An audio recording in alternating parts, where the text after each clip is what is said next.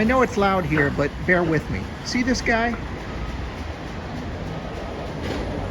He's looking for e-bikes who are riding on that inside road. This is kind of an inside lane for buses and people who live in the apartments nearby. Anyway, when he sees e-bikes, he either alerts his pals or someone pulls him over. They pull him over down at the end of this little block here. Let me show you. From what I can gather, it's legal to ride your e-bikes on the sidewalk here. See the blue line?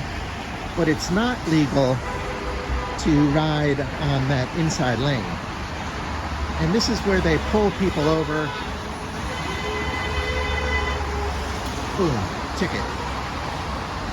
I've also seen people take their bikes away. So apparently if they aren't licensed or registration is expired, they're in even more trouble. Yeah, a little speed trap, a little ticket trap. Because the e-bikes are not supposed to go on, what do you call, regular streets? That makes sense.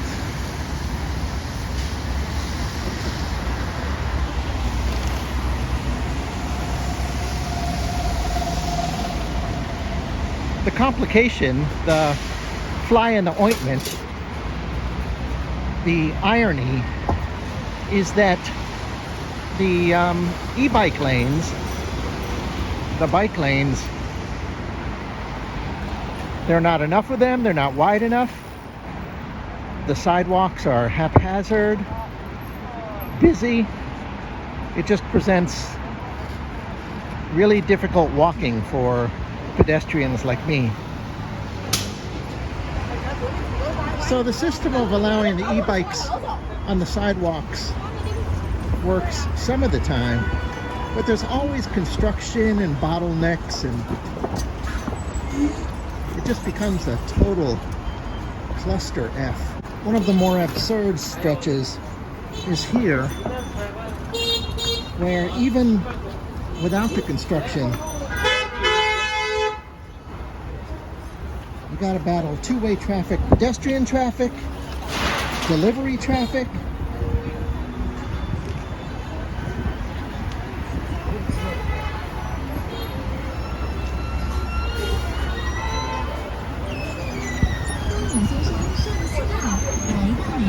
Cars coming out. Stop.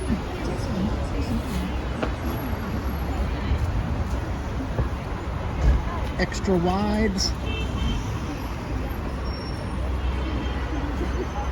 Yeah. Beautiful, huh?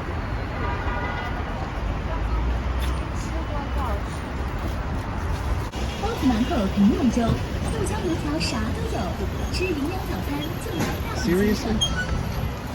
Here, you never know what's coming around the corner.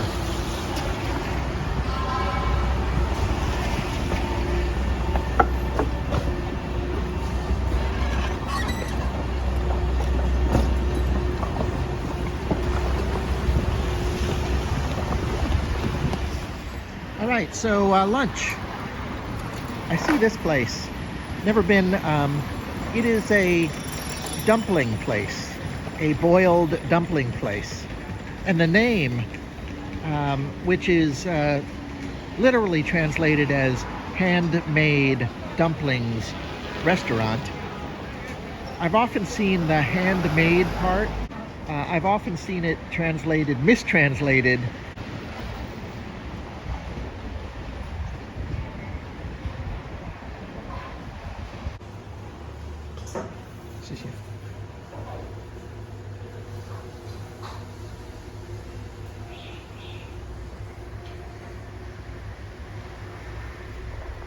Hello, Marilyn.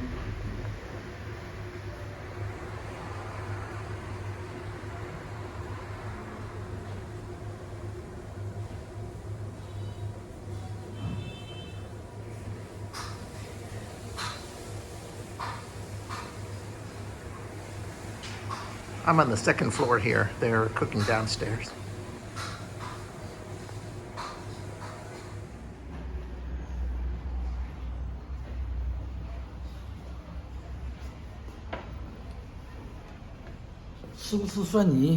Okay. OK。谢谢。这是饺子汤， OK， 谢谢。不够再上这儿来啊。I said yes, of course, to garlic, but oh my God. All right. Yeah, plump and delicious. This is the classic pork and cabbage, Juro by Thai. I really love these kind of places. But there is a little pressure, and not just because, well, there's a little pressure because I stand out as a foreigner, and I always feel I'm representing my people, and I don't want to insult anybody, and therefore I feel extra pressure to finish my plate. So I gotta get going with those last three, even though I'm quite full. They're plump, but I can do it.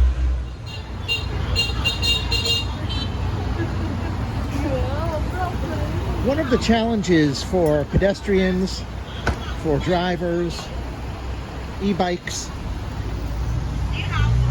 is that the modern cities have these big avenues that have been built up over the last 20 or 30 years. And they're really, on one hand, they relieve traffic for people who I went back and listened to the video, and it was, well, the sound quality was not good. It's a very loud street. It's still a loud street, different day, but I want to explain again what I was starting to explain about these trailheads. So, yeah. These blocks are so long. They take about 10 to 15 minutes to walk from one intersection to another on the big avenues.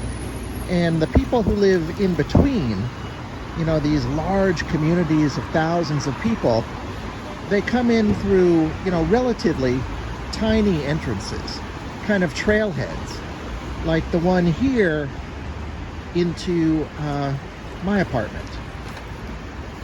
And basically, this means that if you are driving, if you are riding an e-bike, if you are walking, you can't take a shortcut. You can't get off the big avenue and then get to the next block a different way. And that only adds to the congestion. Oh, by the way, this also is a thing.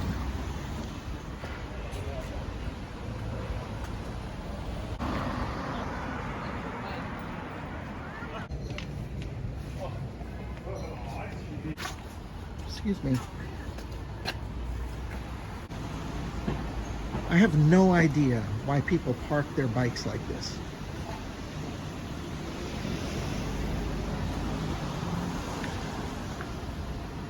Yeah, so these trailheads, they're also blocked, well, in addition to all the delivery guys, all the e-bikes, they also tend to be blocked by the guard gates that were constructed during COVID.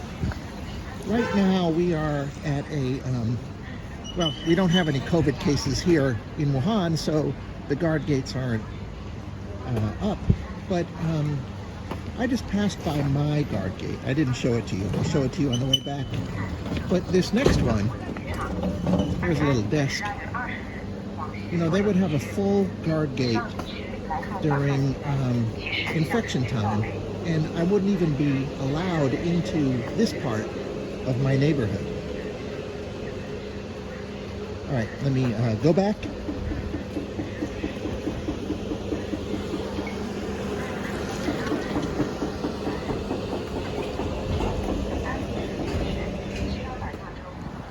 Okay, heading back to my apartment.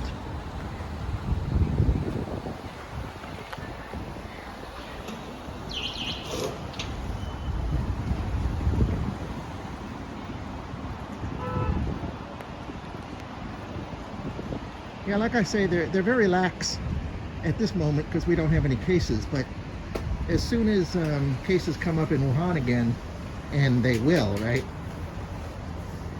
They're going to be much more vigilant.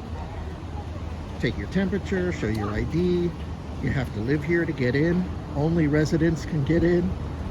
The delivery guys will then have to leave their food and deliveries downstairs, and we'll just have to come down and pick it up.